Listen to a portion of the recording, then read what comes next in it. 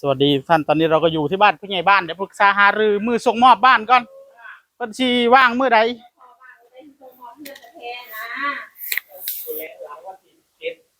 หลังวันที่7วันเสาร์ว่ะพ่อ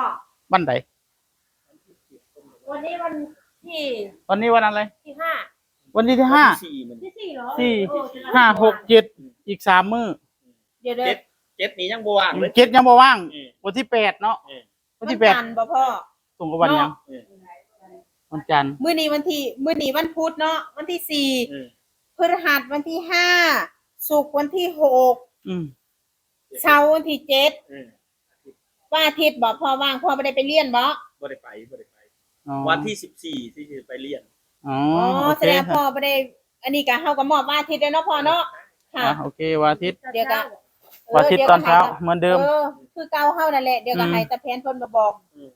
ผู้ใหญ่ผู้ซอยอบตเนาะเฮาก็บอกผู้หลักผู้ใหญ่คือเก่านั่นแหละพ่อบ่มีหยังดอกผูกแขนแล้วก็อวยพรคือเก่านั่นล่ะตักไอ้ขี่บ่ไอ้มาเอ้าวันอาทิตย์ได้มือแล้วเอาวันอาทิตย์ส่งมอบเนาะที่แรกนั้นอบรมมันว่าสิเป็นมื้อนี้มื้ออื่นมื้อบ่ได้ถึงมันนั่งติดมากก่อนเขาก็จะนอนอยู่พุ่นแหละอ๋ออยู่สกลพุ่น3มื้อเนาะพ่อปู่หนูก็น่าจะไปอยู่พุ่นมั้งแม่นไปอยู่พุ่นละหนูเฮ็ดไปจะดึกแหละอยู่พุ่นหมดล่ะอยู่นำตำบลกุสุมานอยู่พุ่นละเต็มอยู่พุ่นละเดียวมันก็มีงานอยู่ค่ะอบ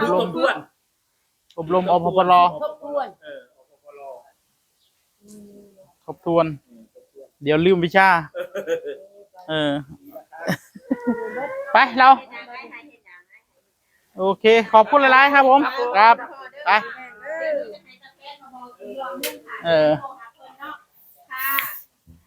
วันอาทิตย์เดี๋ยวจะโทรบอกตาแผนให้เพิ่นเตรียมตัวไว้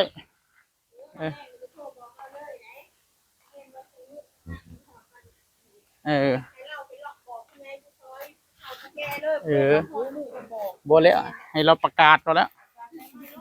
ให้เขียนเฮ็ดคือจังรถหาเสียงนี่แหละรับรองคือเนาะเจ้านกมือใส่เพิ่นเลยเนาะเบียกตะกองเป็นบาไปได้วันอาทิตย์นะท่านแม่นว่าถ้าเฮานับบ่ผิดวันที่4วันพุธที่5พฤหัสศุกร์7เสาร์8อาทิตย์มาที่8